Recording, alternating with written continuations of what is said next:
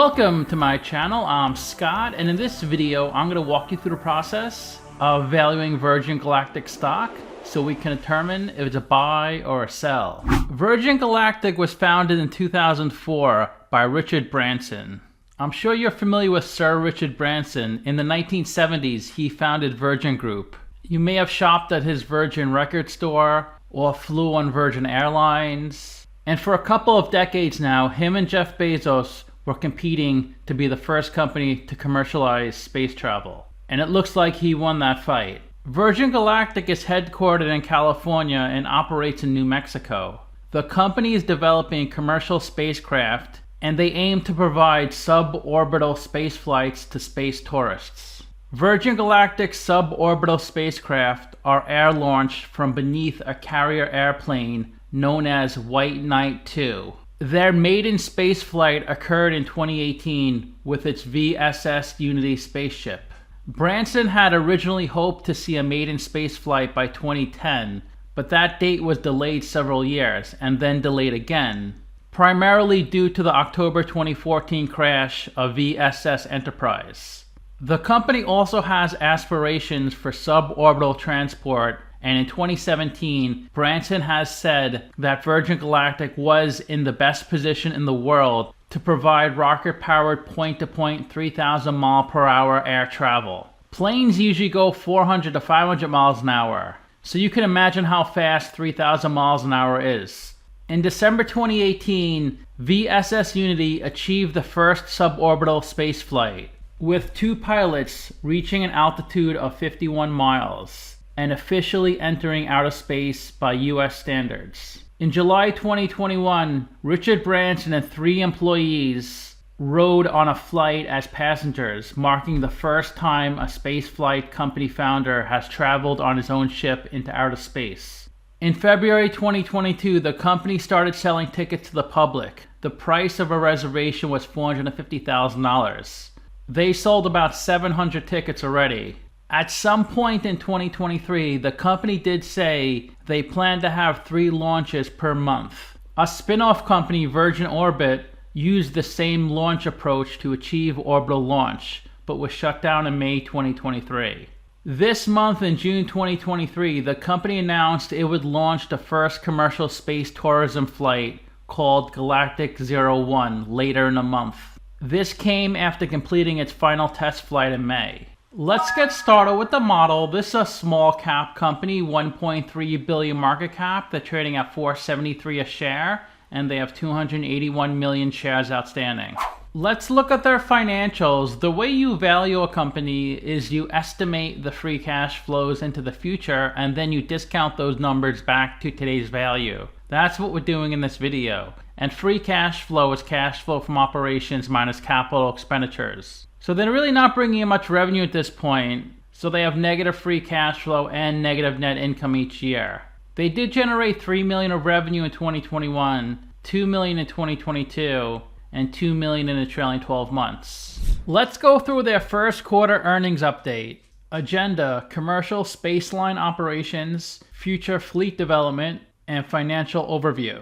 This is a pretty cool looking aircraft. It looks like a miniature plane model, right? Commercial spaceline operations. Unity 24 successful glide flight, completed final validation tests, cleared the path to return to space. Unity 25 return to space, scheduled for late May.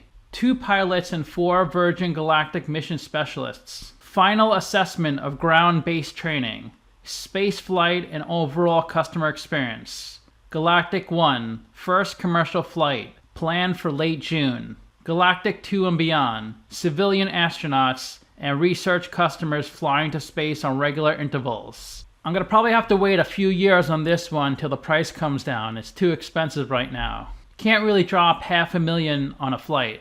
Commercial spaceline operations. Recurring flights of VMS Eve and VSS Unity. VSS Unity begins journey to space. Delta class flight development.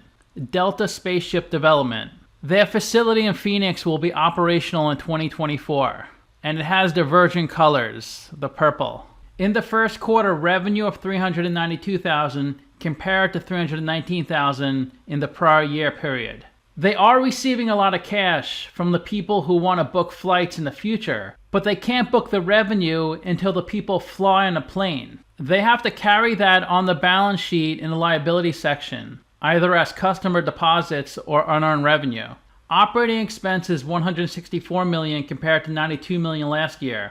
That's mainly driven by higher R&D expenses related to the development of the future fleet and enhancements of the current fleet. Net loss of $159 million compared to $93 million last year, driven by higher R&D expenses. Adjusted EBITDA negative $140 million compared to negative $77 million last year. They raised $32 million in gross proceeds from the issuance of 5.8 million shares of stock. Their free cash flow in the first quarter was negative $139 million.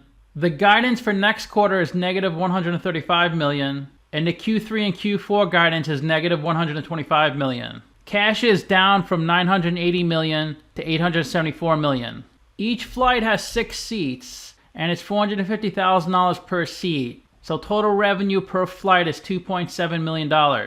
And the operating cost per flight is $400,000. That includes Delta rocket motor, the fuel for the flight, also training and hospitality costs for astronauts.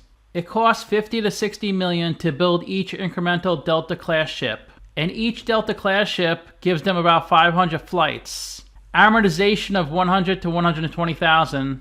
The payback period, the break-even period, is 6 months. That's assuming they have a weekly flight cadence. The contribution margin per flight is above 75%. Contribution margin is revenue minus variable costs. It's what's left over to cover fixed costs, and of course, to make a profit. Here's a slide on their adjusted EBITDA.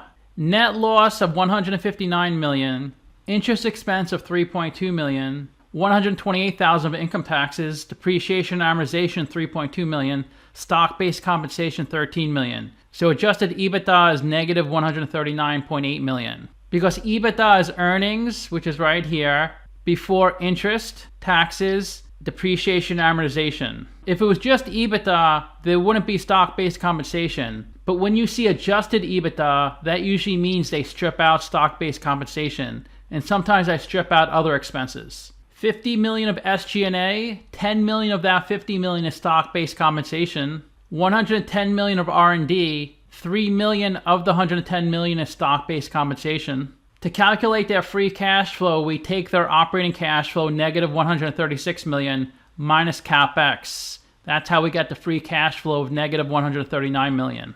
Here's their Q2 guidance. Operating cash flow, negative $123 to $129 million. CapEx, negative $7 to $11 million. So free cash flow, negative $130 to $140 million. Q3 and Q4 guidance, negative $120 to negative $130 million.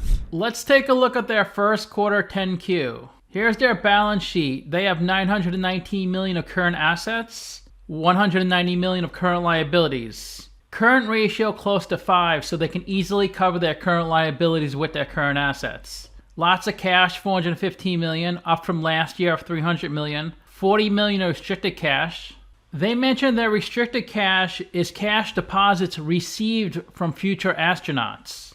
And once they sign the agreement, then they have to return the deposit to the astronaut. They have $418 million of marketable securities. The marketable securities consist of U.S. Treasuries, $98 million, corporate bonds, $323 million. Lots of companies invest in marketable securities so they can earn a little interest on the cash they have on hand. But they usually invest it in highly liquid assets, really safe investment. They have $22 million of inventory.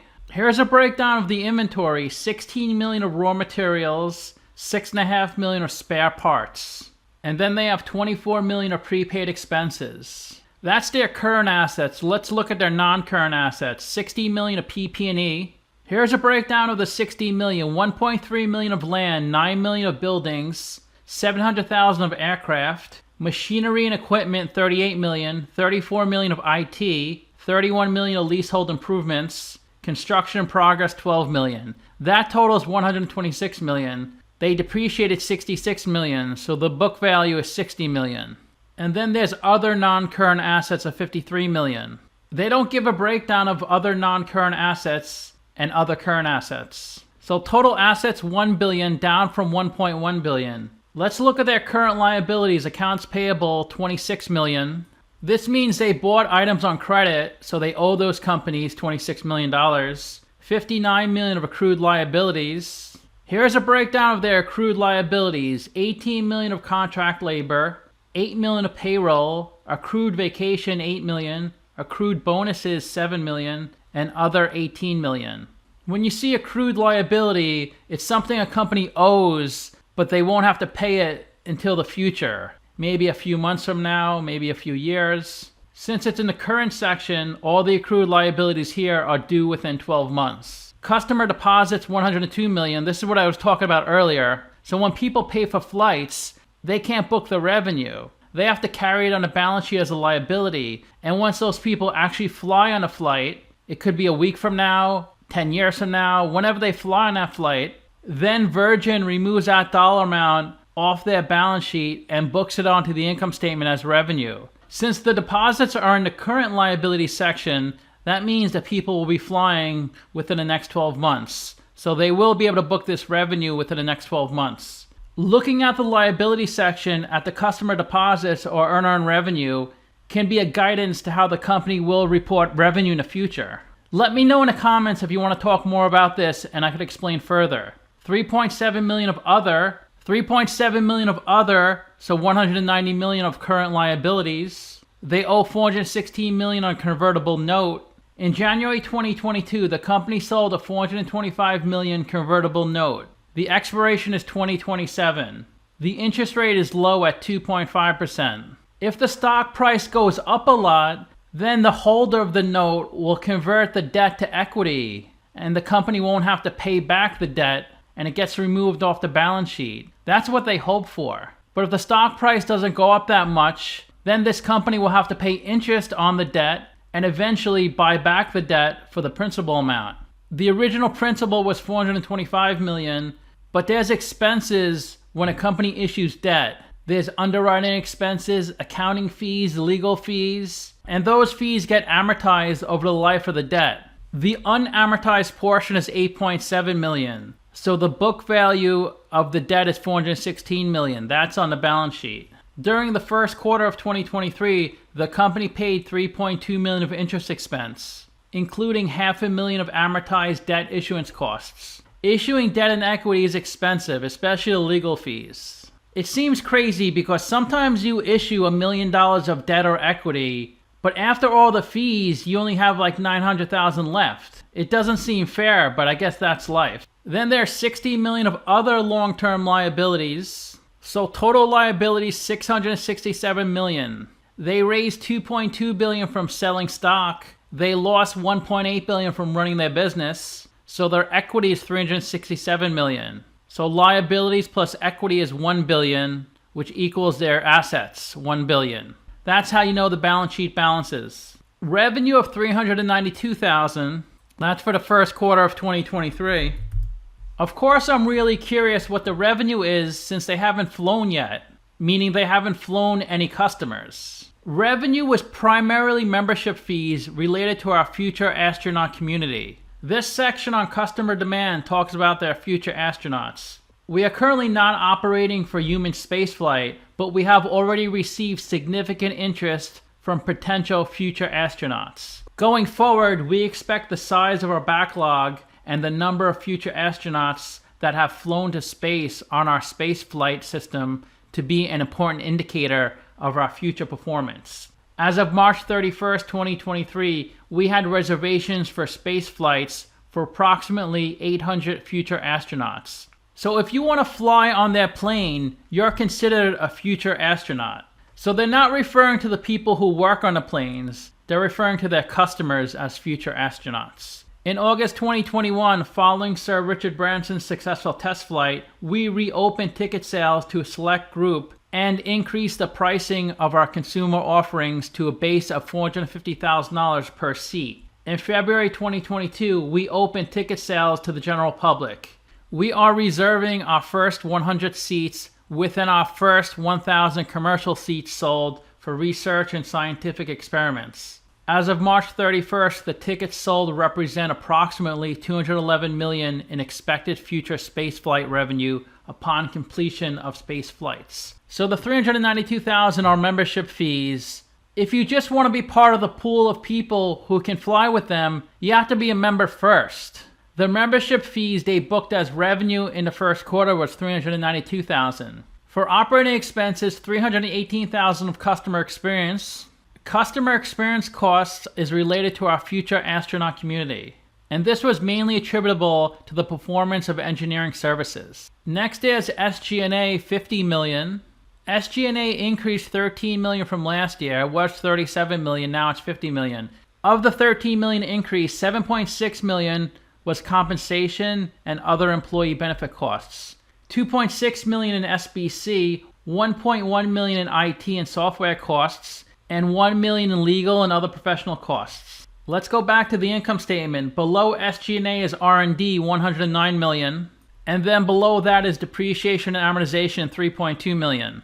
Let's see what they say about R&D. It increased $58 million from last year, $51 million and $109 million. $42 million of the increase was in contract and subcontract labor, material costs, and other direct costs, and $13.5 million in employee benefit costs. The $400,000 increase in depreciation and amortization was an increase due to the acquisition of PP&E. So their expenses in the first quarter, $164 million, up from $92 million. Operating loss of $163 million. The interest income, $7.3 million. Remember those marketable securities earlier? They receive interest on those investments. And if we look for the $7.3 million of interest income, this was driven by higher interest rates on marketable securities and deposits on interest-bearing accounts. On the income statement, interest expense of $3.2 million. The increase was driven by a full quarter of interest expense and amortization of debt issuance costs related to our convertible senior notes.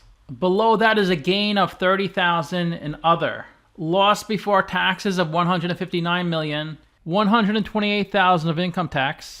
The income tax is related to our corporate income taxes for our operations in the UK, which operates on a cost-plus arrangement. So for the first quarter, a net loss of $159 million, which is a loss per share of 57 cents. They have 278 million shares outstanding. Last year was 258 million. Let's take a look at their statement of cash flows. And the way you calculate operating cash flow, you start with your net loss. Then we have to add back the non-cash items on the income statement, like stock-based compensation, depreciation, and amortization. Then adjust for changes in working capital. So they had a negative $136 million in operating cash flow. Last year, they had a loss of $66 million. In their investing section, they spent $3 million in CapEx. They purchased $83 million of marketable securities. And they received $306 million from the maturity of marketable securities. So they had a cash inflow of $219 million. In their financing section, they had a cash inflow of $29 million. Most of that was a cash inflow of $32 million from issuing common stock. Last year, their cash inflow was $359 million, mainly from that convertible debt of $425 million. They had a cash outflow of $52 million from the purchase of capped call. This is just an employee option plan, and they cap the option so it's not too volatile, it doesn't get out of hand. I guess this implies some employees exercised their options and they had to pay them $52 million.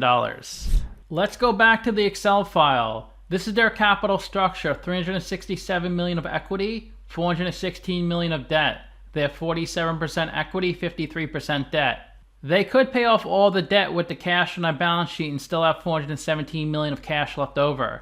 I give them a whack of 10%, and that's the discount rate we're going to apply to the future cash flows. We estimated 4 years of future free cash flows. We also estimated a terminal value, which is all cash flows past year 4, that's $3.5 billion. We discounted those numbers back to today's and the weighted average cost of capital. We get a value of the company of $1.3 billion.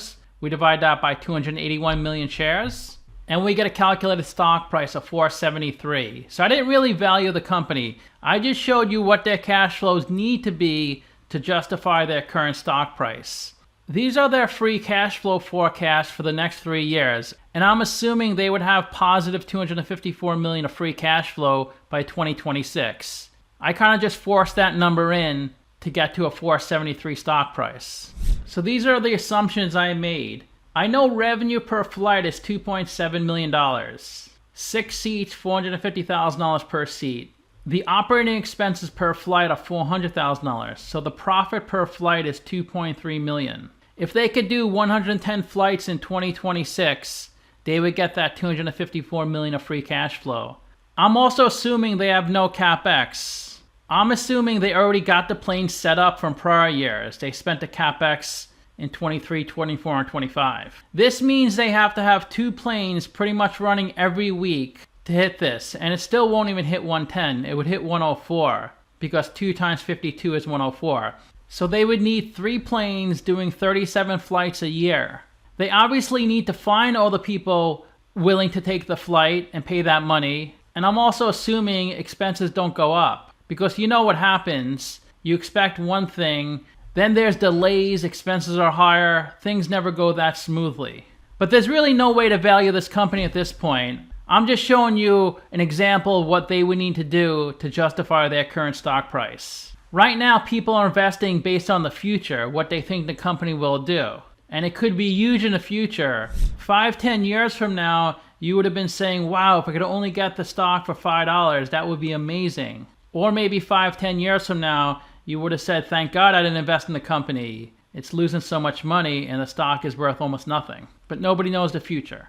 There are 69 companies in the same industry as Virgin, and they rank 29th in market cap of the 69. They're pretty much pre-revenue, so it's really hard to compare this company to the others in the industry. Once they start bringing in more revenue, then it'll make a little more sense. But I know a lot of people like to see this slide, so here it is.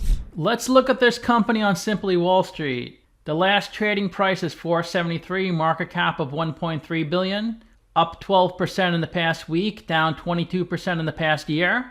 Virgin Galactic focuses on the development, manufacture, and operation of spaceships and related technologies for conducting commercial human spaceflight and flying commercial research and development payloads into space. Here are some recent news and updates. On June 17th, Virgin Galactic takes off. Don't forget the seatbelts. Revenue estimates decreased by 21%. Price target decreased by 7% to $450. Successful test flight does not mean share price will take off. Is Virgin Galactic a risky investment? Here's the risky investment article. Some say volatility rather than debt is the best way to think about risk as an investor, but Warren Buffett said that volatility is far from synonymous with risk. So it seems the smart money knows that debt, which is usually involved in bankruptcies, is a very important factor when you assess how risky a company is. Virgin does carry debt, but should shareholders be worried about its use of debt? When is debt dangerous? Debt is a problem when a company can't easily pay it off, either by raising capital or using its own cash flow. If a company can't pay the debt, shareholders walk away with nothing. A more common but still painful scenario is that the company needs to raise new capital at a low price, thus diluting shareholders. The upside of debt is its cheap capital, especially when it replaces dilution in a company with the ability to reinvest at higher rates of return. Virgin Galactic's debt of $416 million, up from zero 1 year ago. But we know this is convertible debt, so if the stock price does go up, then everybody's happy because the convertible debt holders convert to equity and people who own shares make money as well. If the stock price goes down, then no one is happy. They have a price of sales of $560 since they're bringing in a tiny bit of revenue, negative PE since they have negative earnings. Their price to book was 25 in 2021, but they have been raising capital, so their book value is improving. That gives them a price to book of 3. 9 analysts price this stock and the average price target is $444. They say the stock is 26% overvalued. The stock went up about 25% today as I'm doing this video. When I started the video, the stock was like $470 a share. Now that I'm ending the video, the stock is over $6. Simply Wall Street gives you their revenue projections. So for 2023, $9 million of revenue projected, 2024, $36 million, and $50 million by 2025. They also give you their free cash flow projections. They project negative free cash flow each year up through 2025. I know my model, I assume positive free cash flow, but that was just to show you what they would need to break even. But now the stock price went up 25% today, so I really need to change those numbers. This red line is their debt historically, the blue line is their equity. So as we saw earlier, they had no debt at the end of 2021. They added that convertible note. Now they have $415 million of debt. If this was straight debt, I'd be concerned. But this is convertible debt, so it gives me a little more hope they won't have to pay back the debt. The CEO is Michael Coglizier. His total compensation is $10.8 million, but his regular salary is $1 million. Poor guy, he's only making $1 million a year. 47% of the company is held by the general public, 35% by institutions, 15% by private companies, and 3.5% by insiders. Virgin Group is the biggest shareholder at 11%, then BlackRock, Vanguard, State Street, and a bunch more companies or individuals. Their employee count almost doubled from 669 to 1,200 currently. The ticker trades on the New York Stock Exchange, Mexican Bolsa, Deutsche Börse, and EuroTLX. Let's look at the stock on Yahoo Finance. It closed at 601, market cap of 1.7 billion. Here's their historical stock price. When you see the stock price flat at $10 for several months, you know the company originally was a SPAC. It looks like they got acquired by a SPAC in 2019. In 2021, the stock did break through $50, but it's down a lot since then. So this could be a great time to get in. Their market cap last year was 2.6 billion. Then it fell to 1.6 billion the following quarter. It fell to under a billion at the end of 2022, but it's up about 35% since then at 1.3 billion currently. They have a beta of 1.36. It's down 22% in the past 52 weeks, while the S&P is up 17%. The 52-week low is $3, the high is $8.56, and the stock is trading well above its 50-day and 200-day moving average. Lots of trading activity. 27 million shares are traded on average the past 10 days. Of the 280 million shares outstanding, 231 million are on float. 39% held by institutions, and it has a pretty high short percentage. Over 22% of the shares on float are shorted. So you can see it's a really interesting company. Let me know what you think in the comments. Please subscribe if you haven't already. Talk to you soon.